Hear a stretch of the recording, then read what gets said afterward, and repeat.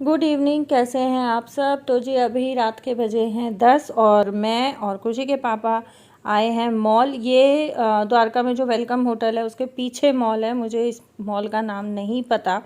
असल में 2-3 दिन से खुशी के पापा की तबीयत ख़राब थी, तो घर घर में उनको भी थोड़ा सा ना अजीब सा फील हो रहा था। और अचानक से मेरे को 9:30 बजे याद आया कि हमारे घर में दूध ख़त्म हो रखा है। तो हम लोग गए थे दूध लेने के लिए। मॉल बंद हो गया था, दूध नहीं था। और उसके बाद हमने 24/7 पे भी देखा, वहाँ पे टेट्रा पैक थे, पाउच नहीं थे। तो ये लास्ट में अम्बराही की मार्केट में सिर्फ एक दुकान खुली हुई थी, क्योंकि हम लोगों को घूमते घूमते लगभग 10:30 हो गए थे। और इन भैया के पास भी अमूल का मिला, मदर डेयरी का नहीं मिला, बट मिल गया। और मैंने लिया एक चाट मसाला का पैकेट।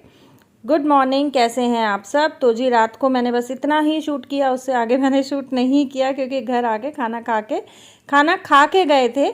मैंने कुछ नहीं खाया था, क्योंकि कल मैंने दिन में बनाई थी आलू की टिक्की, जो मैंने लास्ट व्लॉग में आप लोगों के साथ शेयर की थी। वो मैंने 4 4:30 के आसपास खाई थी। तो रात को फिर मैंने कुछ भी नहीं खाया था। और यहाँ मैंने नाश्ते और लंच के लिए चढ़ा रखी है मिक्स दाल। और ये मैं आप लोगों को दिखा रही हूँ, जब हम दाल को उबालते हैं ना, तो ये इस तरीके से दाल के ऊपर झाग आ जाते हैं। ये असल में जो दाल चावल जो भी हमारे ग्रेन्स होते हैं वो पॉलिश किए जाते हैं। तो ये पॉलिश होती है जो झाग के रूप में पानी के ऊपर आ जाती है, और ये किडनी के लिए बहुत ज़्यादा डेंजरस होती है, बहुत ज़्यादा हार्मफुल होती है। तो जब भी आप दाल बनाएं, डायरेक्ट ढक्कन लगाने से पहले उसको खुला उबालें। इसीलिए मैं कभी भी दाल चढ़ा के या चावल में पानी डाल के मैं कभी भी डायरेक्ट ढक्कन नहीं लगाती हूँ। मैं पहले उसमें खूब अच्छे से खदका लगा लेती हूँ, खूब अच्छे से उबाल लेती हूँ। देखो आप, एक बार मैंने उतार दिया, दोबारा फिर मैंने खुला छोड़ दिया, तो दोबारा फिर इसमें झाग आ गए हैं। तो पानी अगर कम हो जाता तो आप और पानी डाल दें, लेकिन जब तक झाग आना बंद नहीं होता है तब तक आप दाल को या चावल को या राजमा को, छोले को, तब तक आप उबालें, क्योंकि हर तरीके के ग्रेन में पॉलिश होती ही होती है। और ये बहुत ज़्यादा हमारी बॉडी के लिए हार्मफुल होती है, स्पेशली किडनी के लिए। तो जी मैंने 2 टमाटर और नमक डाल के दाल को उबलने के लिए रख दिया है। और अब आ गई हूँ मैं बालकनी में। टाइम हुआ है सुबह 6 बजे का। और यहाँ देखो, ये जो मेरा वाइट रोज़ वाला पौधा है ना, इसको पूरे पौधे को जाले ने जकड़ लिया है। और ये मैंने ना 2-3 दिन पहले देखा था, बट मुझे समझ में नहीं आ रहा था मैं क्या करूं, क्योंकि जो माली लगा के गया था वो जा रखा है नवरात्रों में अपने घर, और वो आएगा नवरात्रों के बाद।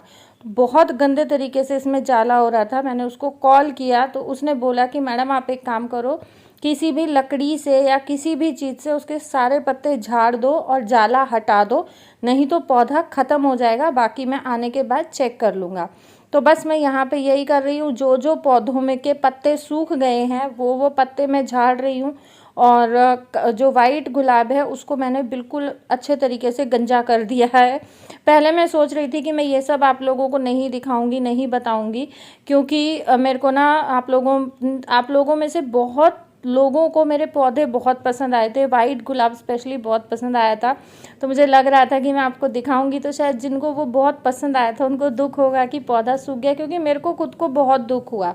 पर क्या करूं, मैंने सोचा चलो दिखा देते हैं, शेयर कर देते हैं, कि अगर मैं आगे नेक्स्ट अपडेट दूंगी तो फिर आप लोग सोचोगे कि इसमें फूल कहाँ गए, पत्तियाँ कहाँ गई। इसलिए मैंने आप लोगों के साथ शेयर कर दिया। नहीं तो एक बार मैं सोच रही थी कि ये सब मैं आपको ना दिखाऊं, ना बताऊं, पर आप लोग फैमिली मेम्बर्स हो तो आप लोगों के साथ शेयर करना बनता है ना।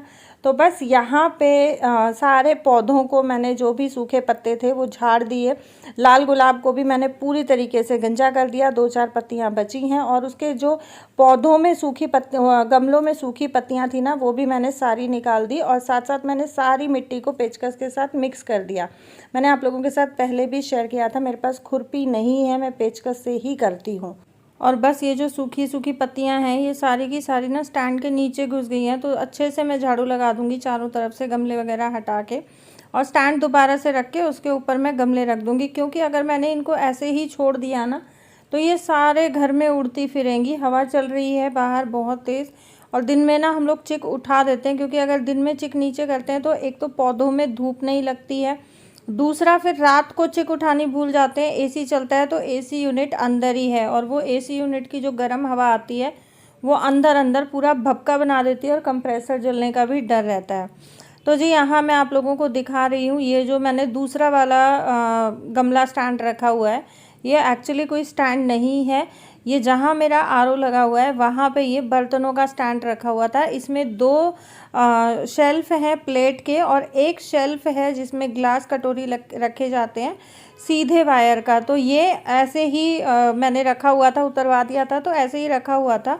एक दिन बस ऐसे ही मैंने और लकी ने दिमाग लगा के और इसका स्टैंड बना दिया, और अब इस पे बहुत आसानी से गमले रखे जाते हैं। इसके नीचे से धुल जाता है, अच्छे से धुलाई हो जाती है, मिट्टी वगैरह भी नहीं जमती है। पहले जब डायरेक्ट ज़मीन में गमले रखते थे ना, तो नीचे उसके मिट्टी जम जाती थी, बट ये रखने के बाद बहुत अच्छा हो गया है।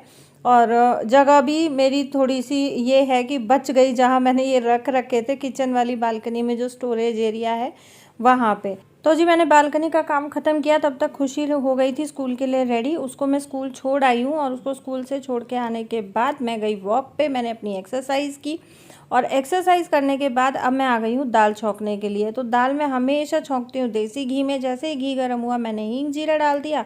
हींग जीरा भुनते ही मैंने टमाटर डाल दिया, और टमाटर में मैंने छोटा छोटा कड़ी पत्ता काट के डाला था। थोड़ी सी 1 चम्मच हल्दी डाल दी अपने टेस्ट के हिसाब से। सारी चीज़ों को अच्छे से मिक्स करके ढक के 2 मिनट के लिए पकाया। और अब मैं इसमें डाल रही हूँ हरी मिर्च। अगेन मैं इसको ढक के पकाऊंगी जब तक मसाले से घी अलग नहीं हो जाता। हरी मिर्च मैं बाद में इसलिए डालती हूँ क्योंकि थोड़ा सा जो क्रंच आता है ना हरी मिर्च का, वो बहुत टेस्टी लगता है। तो जी यहाँ मसाला मेरा अच्छे से भुन गया था। मैंने इसमें थोड़ी सी दाल डाल दी, थोड़ा सा पानी डाल दिया, क्योंकि हम लोग दाल थोड़ी पतली ही खाते हैं। गाढ़ी गाढ़ी दाल मेरे घर में कोई नहीं खाता है, ना हम लोगों को अच्छी लगती है। तो बस जो मैंने पानी डाला था दाल के साथ, उसमें मैंने 2 उबाल लगा लिए, और सारी चीज़ों को मैंने कुकर में डाल दिया है। यहाँ मैं डाल रही हूँ पुदीना, जो मैंने सुखा के स्टोर किया हुआ है। दाल में कड़ी पत्ता और पुदीने का टेस्ट बहुत अमेजिंग लगता है। अब मैं कुकर के ऊपर ढक्कन रख के इसको अच्छे से उबाल लूँगी, क्योंकि जो पानी डाला है वो मैंने ठंडा डाला है। तो जी हाँ, साथ साथ मैंने दूध भी उबाल दिया है। दूध को मैं ढक के रख दूँगी, और ठंडा होने के बाद फ्रिज में रख दूँगी। यहाँ मेरी दाल में बहुत अच्छे से उबाल आ गया है। दाल बनके बिल्कुल रेडी है। अगर आप लोग नींबू खाना पसंद करते हैं तो इसमें ऊपर से थोड़ा सा नींबू निचोड़ दें, बहुत टेंगी दाल बनती है। दाल उतारने के बाद साथ साथ मैंने रख दिए हैं आलू उबलने के लिए। और ये हरी मिर्च जब हम कल दूध लेने गए थे तब लेके आए थे। बहुत अच्छी कच्ची कच्ची हरी मिर्च है, और इस तरीके की हरी मिर्च ना बहुत रेयर चांस होता है कि सब्जी वाले के पास इस तरीके की कच्ची हरी मिर्च मिलती है। तो बस यहाँ पे मैं वही छांटने के लिए बैठ गई हूँ, क्योंकि हम लोग 1 पाव हरी मिर्च इकट्ठी ले आए थे। जब अच्छी हरी मिर्च दिखती है ना, तो इकट्ठी हम लोग 1 पाव आधा किलो ला के स्टोर कर लेते हैं। सारी मिर्चों के मैं नाकू तोड़ लूँगी। स्टोर करने के लिए आपकी हरी मिर्च में मॉइस्चर नहीं होना चाहिए, कटी पटी टूटी मिर्च नहीं होनी चाहिए। जो कटी पटी थी वो मैंने साइड में रख ली है। अब मैंने एक एयर टाइट कंटेनर ले लिया है, उसमें नीचे टिश्यू पेपर लगा के मिर्च डालेंगे। अगेन बता रही हूँ, मिर्च में मॉइस्चर नहीं होना चाहिए, नहीं तो आपकी मिर्च ख़राब हो सकती है। ऊपर से दोबारा एक और टिश्यू पेपर लगा दिया, और इसको एयर टाइट करके फ्रिज में रखेंगे। अब ये मिर्च आपकी 1 महीने तक बिल्कुल फ्रेश रहेगी, बशर्ते आपको टाइमली इसका टिश्यू पेपर चेंज करना पड़ेगा, ऊपर का भी और नीचे का भी। तो जी यहाँ मैंने ये किचन के टावल धोए थे, और किचन के टावल को ना मैं ऐसे ही ड्रॉर में नहीं रख देती हूँ, या ऐसे ही मैं फोल्ड करके नहीं रखती हूँ। मैंने ये एक बॉक्स बना रखा है, इसी में मैं सारे अपने किचन के नैपकिन फोल्ड करके रखती हूँ।